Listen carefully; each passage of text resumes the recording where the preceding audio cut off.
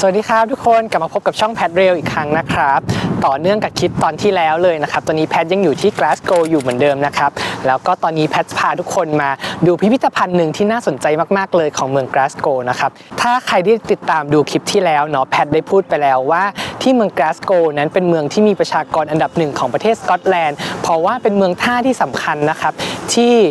มีการผลิตอุตสาหกรรมใหญ่ๆเช่นการต่อเรือการทำรถไฟต่างๆนะครับที่เมือง Glasgow นี้เองซึ่งก็เป็นที่มาของมิวเซียมนี้คือมิวเซียม Riverside Museum ครับผม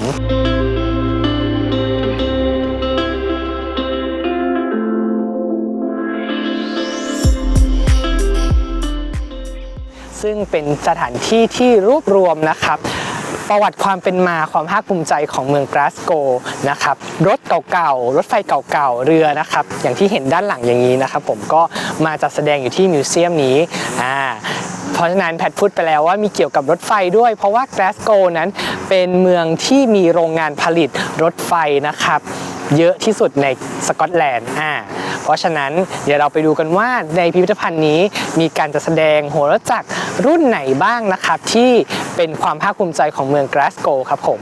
เดี๋ยวไปชมข้างในกันเลยนี่นะครับบรรยากาศที่เข้ามาข้างในโซนแรกเลยครับรถรางแบบที่เราเห็นอยู่นี้เป็นรถรางไฟฟ้ายุคแรกที่มีการใช้งานในกลาสโกในปี 1898 หรือ 125 ปีมาแล้วนะครับซึ่งก่อนหน้านั้นก็มีการใช้รถรางมาก่อนแต่เป็นแบบม้าลากอยู่นานหลายปีแล้วนะครับแต่การเข้ามาของรถรางไฟฟ้าทำให้การคมนาคมภายในเมืองกลาสโกว์สะดวกสบายมากขึ้นและการเติบโตของเมืองก็ตามมาการสร้างที่พักอาศัยก็เพิ่มขึ้นเรื่อยๆนั่นเอง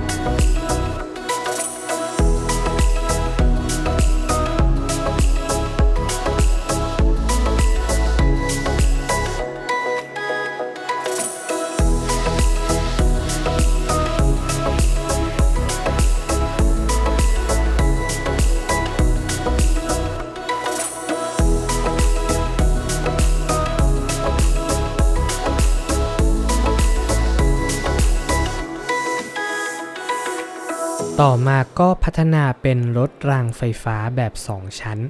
และใช้มาจนถึงช่วงปี 1960 อย่างรถแบบที่เห็นนี้เลยนะครับ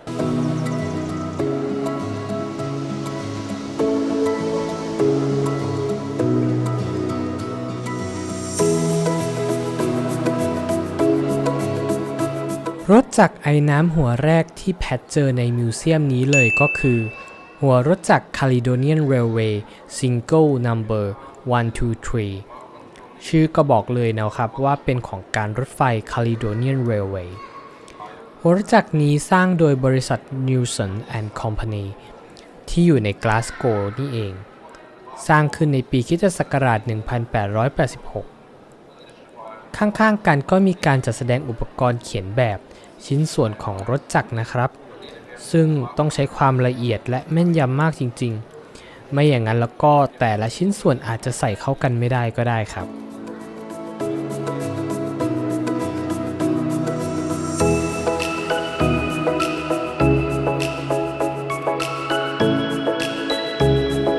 การจัดวางล้อรถจักรคันนี้เป็นแบบ 4-2-2 หมายถึงล้อนำ4ล้อล้อกำลัง2ล้อและล้อตาม2ล้อครับก็เลยทำให้เรียกรถจักรรุ่นนี้ว่าซิงเกิล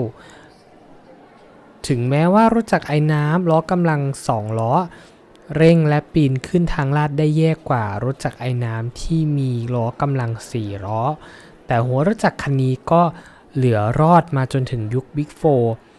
ใช้งานจนถึงปี 1935 กันเลยนะครับ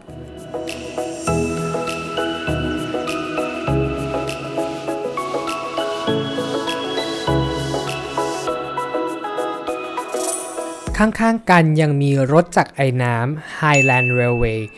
Jones Goose Class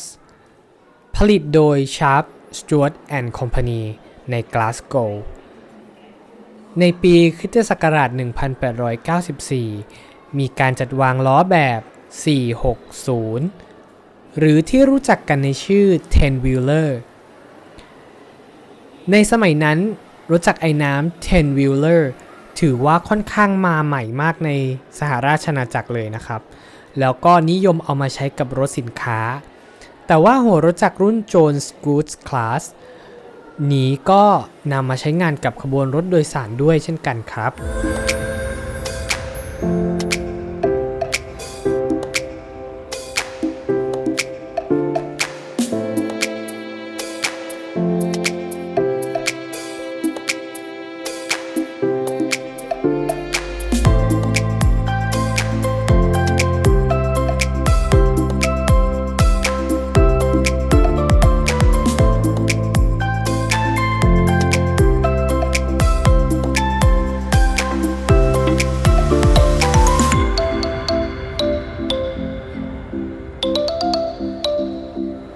ยังมีรถจักรไอน้ำข้างบนอีกเดี๋ยวไปชมกันต่อ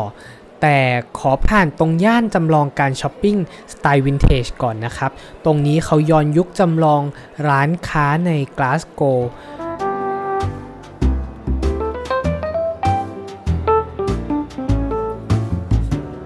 นี่มีช็อปโมเดลด้วยซึ่งหน้าร้านที่นี่ก็จะจัดโชว์ของตรงหน้าร้านแล้วก็ของในร้านด้วยนะครับจำลองมาแบบย้อนยุคเหมือนสมัยก่อนเลย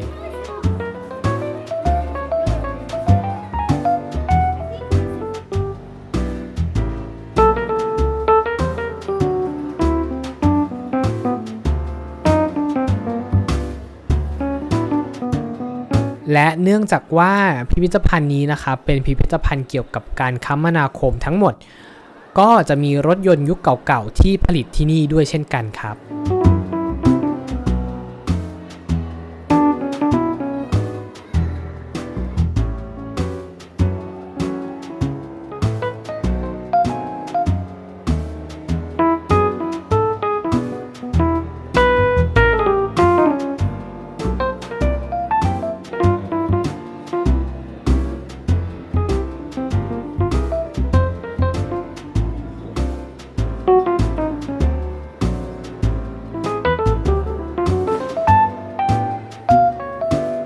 รถจักรไอน้ำหัวต่อมาคือ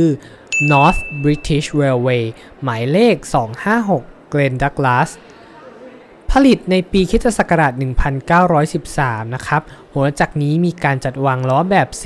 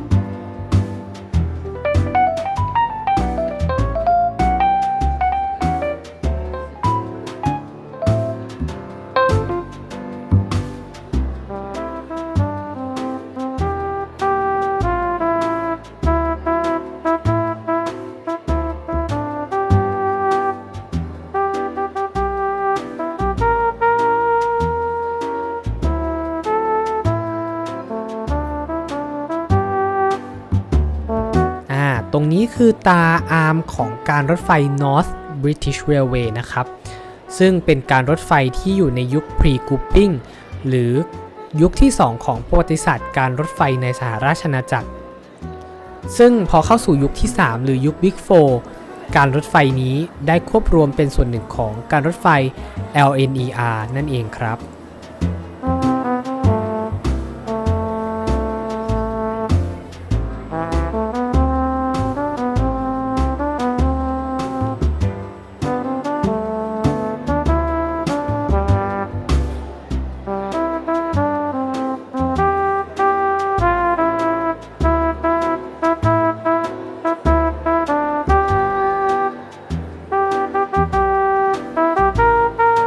ไม่เพียงแต่นำเอาโหราจักรสัญชาติสกอตมาจัดแสดงนะครับที่นี่ยังมีเรื่องราวของการสร้างทางรถไฟในสกอตแลนด์หลายๆสายมาให้เราได้อ่านได้ศึกษากันด้วยแล้วก็มีภาพถ่ายเก่าๆมาให้ชมกัน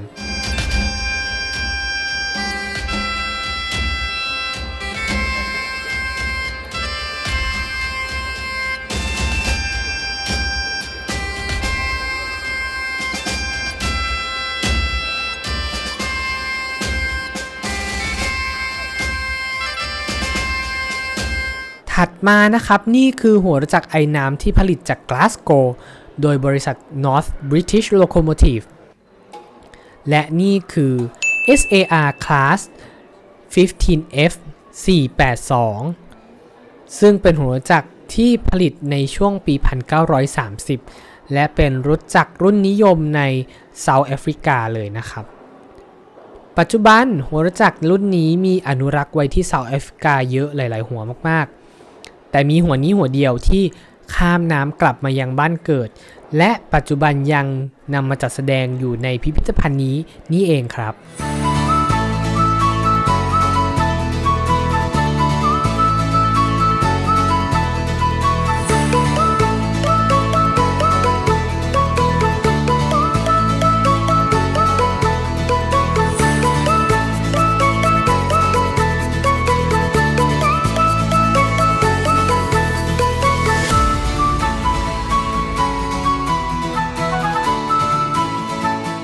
ที่นี่ยังยกแคปห้องขับของรถไฟไฟฟ้า British Rail Class 397 ของการรถไฟ Transpennine Express มาให้ได้ลองขับซิมูเลเตอร์กันด้วยนะครับซึ่งถึงแม้รถไฟรุ่นนี้จะเป็นรถไฟยุคโมเดิร์นที่ใช้ในปัจจุบันและผลิตจากบริษัท CAF ประเทศสเปนก็ตามแต่เป็นรถไฟรุ่นที่ Transpennine Express ใช้เดินรถระหว่างสกอตแลนด์กับลิเวอร์พูลหรือแมนเชสเตอร์ด้วยนะครับ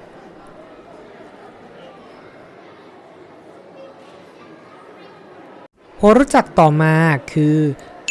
Glasgow and South Western Railway Class 5 หมายเลข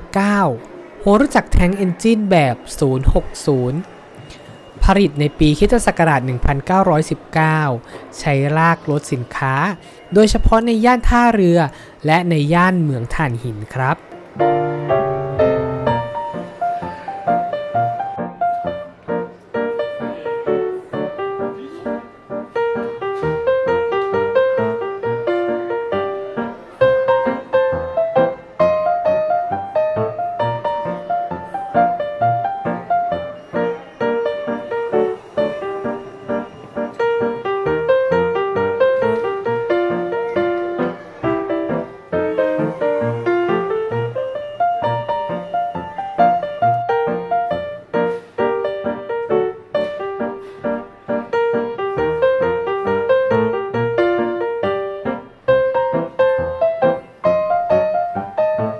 จากมุมตรงนี้เราจะเห็น2หัวรถจักรข้างล่างที่เราได้ดูไปตอนต้นคลิปกันด้วยนะครับ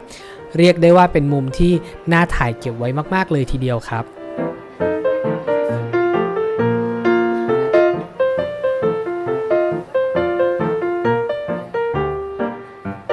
ด้านหลังตรงนี้นะครับก็จะมีการจัดแสดงโมเดลรถไฟและเรื่องราวของหัวรถจักรต้นแบบไว้ด้วยซึ่งมีตั้งแต่หัวรถจักรยุคPioneering มาเลยนะครับ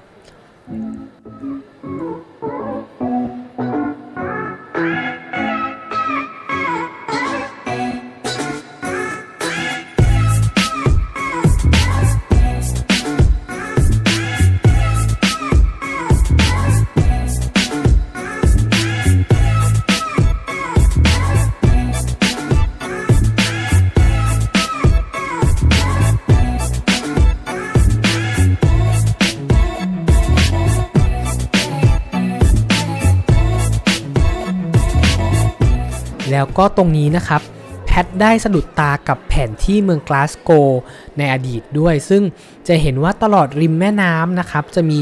ย่านท่าเรือซึ่งจะมีทางรถไฟเชื่อมต่อเข้ามาตลอดแนวเส้นทางของแม่น้ำเลยนะครับโดยที่ปัจจุบันนี้เส้นทางรถไฟพวกนี้ก็หายไปเยอะมากๆแล้วนะครับแต่ว่าจะเห็นได้ว่าในอดีตเนี่ย การขนส่งสินค้าทางเรือมาต่อรถไฟ หรือการผลิตและขนส่งสินค้าด้วยระบบรางนั้นสำคัญมากๆเลยนะครับในอดีต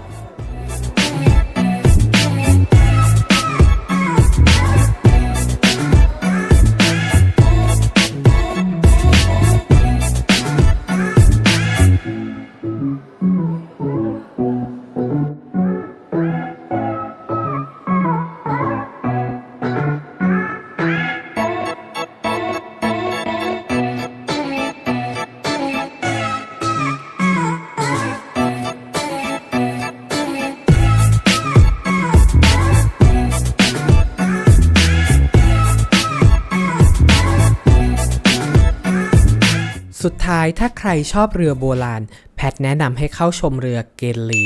ที่ทอดสมออยู่ริมน้ำด้วยนะครับอายุเรือปีนี้ก็จะ127 ปีแล้วเรือนี้สร้างขึ้นที่เมืองกลาสโกว์นี่เองใช้ขนส่งสินค้าและได้เดินทางไปออสเตรเลียมาแล้วนะครับซึ่งสมัยนั้นก็ถือว่าเดินทางไกลมากๆเลยทุกคนเป็นไงกันบ้างครับกับภายในพิพิธภัณฑ์ Riverside Museum ที่แพทพามาชมในวันนี้นะครับก็บอกเลยว่าของจัดแสดงเยอะมากๆเลยมีมากกว่า 3,000 ชิ้นเนาะแต่ว่าแพทเนี่ยก็จะเน้นดูเรื่องของรถจักรไอน้ำแล้วก็รถรางในกลาสโกว์เรื่องราวน่าสนใจมากๆเลยนะครับสมแล้วกับที่ได้รางวัลนะครับมิวเซียมยอดเยี่ยมแห่งปี 2013ประเทศสหราชอาณาจักรเขาเนี่ยจัดแสดงมิวเซียมดีทุกมิวเซียมจริงๆนะครับการเล่าเรื่องทุกชิ้นงานทุกของที่รักษาไว้ในพิพิธภัณฑ์นั้นดีน่าติดตามมากเลยครับทุกคนสำหรับใครที่มีโอกาสมากลาสโกว์นะครับก็อย่าลืมแวะมานะครับ Riverside Museum เดินทางง่ายมากๆเลยจากตัวเมืองก็นั่งไฟมาแค่ไม่ถึง10 นาทีเท่านั้นเองนะครับสะดวกมากๆเลยสำหรับวันนี้ก็ขอขอบคุณที่ติดตามรับชมกันจนจบคลิปนะครับยังไงก็อย่าลืมฝากกดไลค์กดแชร์แล้วก็ Subscribe ช่องแพทเรลด้วยนะครับรอติดตามชมว่าในสกอตแลนด์แพทจะพาไปเที่ยวที่ไหนต่อนะครับสำหรับวันนี้ต้องลาไปก่อนบ๊ายบายพิพิธภัณฑ์เปิดให้เข้าชมฟรีทุกวันนะครับตั้งแต่เวลา 10 โมงหรือ 11 โมงแล้วแต่วันแล้วก็ปิด 5 โมงเย็นนะครับยังไงลองเช็คบนหน้าเว็บไซต์ดูอีกครั้งตัวอาคารพิพิธภัณฑ์เนี่ยเขาได้รีโนเวทใหม่เสร็จเมื่อปี 2011 ก็จะเห็นว่าสวยงามโมเดิร์นอย่างที่เห็นเลยครับ